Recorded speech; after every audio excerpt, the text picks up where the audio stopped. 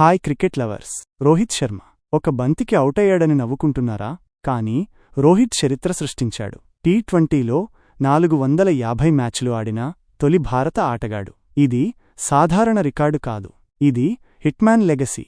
IPL 2025 Gujarat టైటాన్స్తో match.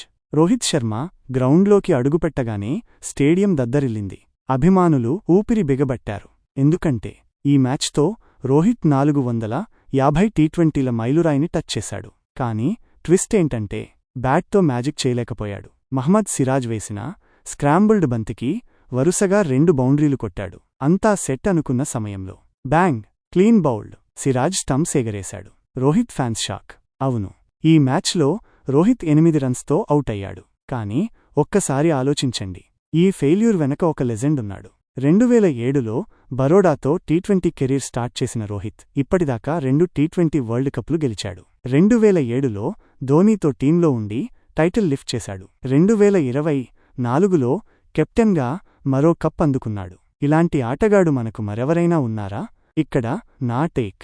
Rohit Sharma Indian క్రికెట్లో అత్యంత అండర్రేటెడ్ లెజెండ్. ఎందుకంటే వాడి స్టామినా, కన్సిస్టెన్సీ, లీడర్షిప్ని జనాలు సీరియస్గా తీసుకోరు. 450 టీ20లు ఆడాడంటే అది జోక్ కాదు. దినేష్ కార్తీక్ 412, కోహ్లీ 401, ధోనీ 393. ఈ లిస్ట్లో రోహిత్ టాప్లో ఉన్నాడు. ఇంకా ధోనీ ఈ సీజన్లో 400 టచ్ చేయొచ్చు. కానీ రోహిత్ ఈ రికార్డ్తో ముందుంటాడు. కానీ ఒక ప్రశ్న, రోహిత్ ఇప్పుడు టీ20 అంతర్జాతీయ మ్యాచ్లకు రిటైర్ అయ్యాడు. ఐపీఎల్లపైలోనే కనిపిస్తాడు. అతని బ్యాట్ మళ్లీ గర్జిస్తుందా? లేక ఈ సీజన్లో ఫ్లాప్లతో అభిమానులను డిసప్పాయింట్ చేస్తాడా? మీరు ఏమనుకుంటారు?